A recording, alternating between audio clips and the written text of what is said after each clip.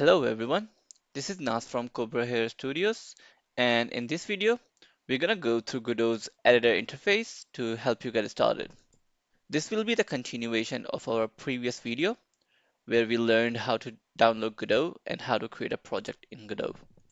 This will really help you understand the upcoming videos about Godot. In this video, we're gonna see what different docs and panels are about and what are all these tools used for.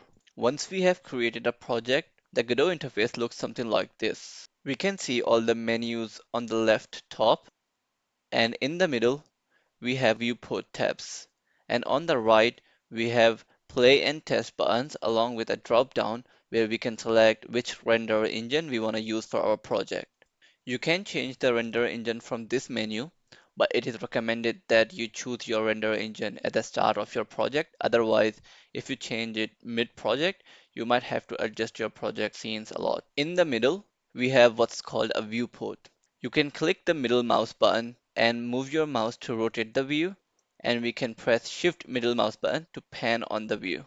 At the top of the viewport, we have a toolbar with different tools to interact with the viewport. We have move, rotate, and scale options. If you hover your mouse over, you can also see a shortcut to access these options, which is Q for select option, W for move, E for rotate, and R for scale. On the left and the right side of the viewport, we have docs, and at the bottom, we have a bottom panel where we have different tabs for different tools. The file system doc lists all your folders and assets. When you create a project, the root directory is empty. It only contains this icon SVG file. You can create folders inside the root directory to organize your assets. I usually create three folders, one for my assets, one for my scenes, and one for my scripts. The scene doc lists all the objects in your current scene. In Godot, it's called a scene tree.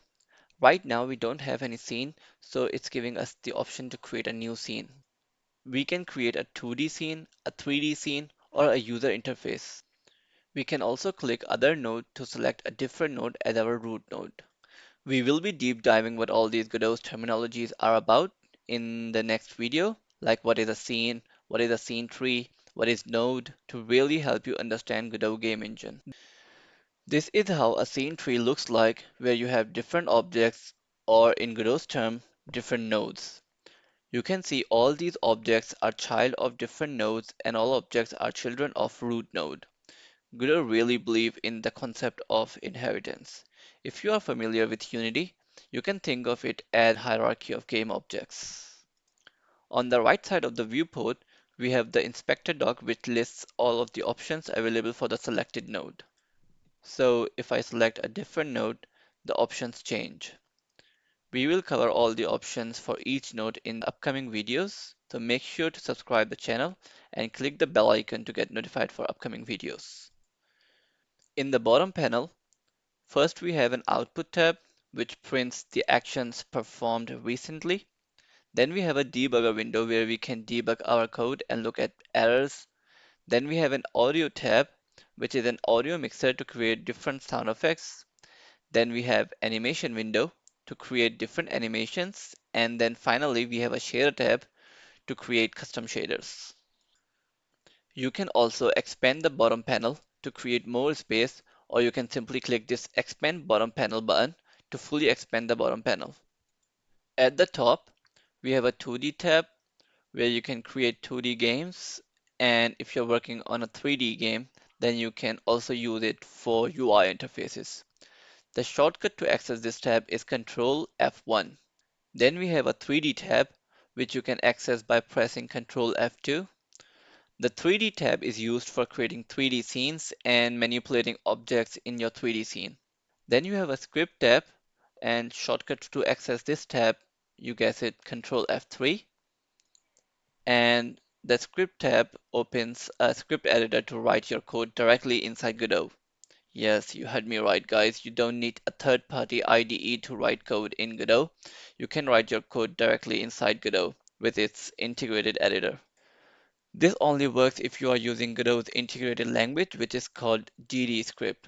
If you are using C Sharp, which Godot also supports, then you need a C Sharp editor like Rider or Visual Studio to write your code.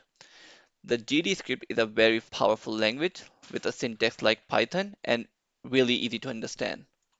Then we have a game tab which opens up when we run our game. By default, when you run your game, it opens up in a new window. You can change this behavior by clicking this three dot and uncheck this option. Now if you run your game, it will run inside the game window.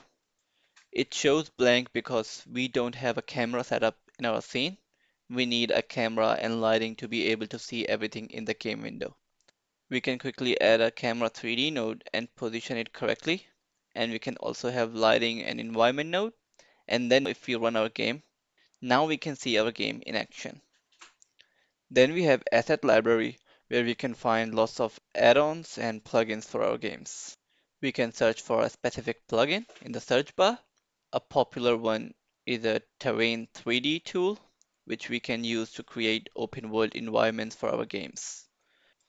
This is a glimpse of what the Terrain 3D tool can do. It's from one of my current projects that I'm working on at the moment, which I will be releasing soon, so stay tuned for the release. I'll be creating a video on how to use Terrain 3D to create open world environments, so make sure to subscribe. Alright, that's it for this video. I'll be covering more about Godot and Blender as well, so stay tuned for upcoming videos. I'll see you in the next video.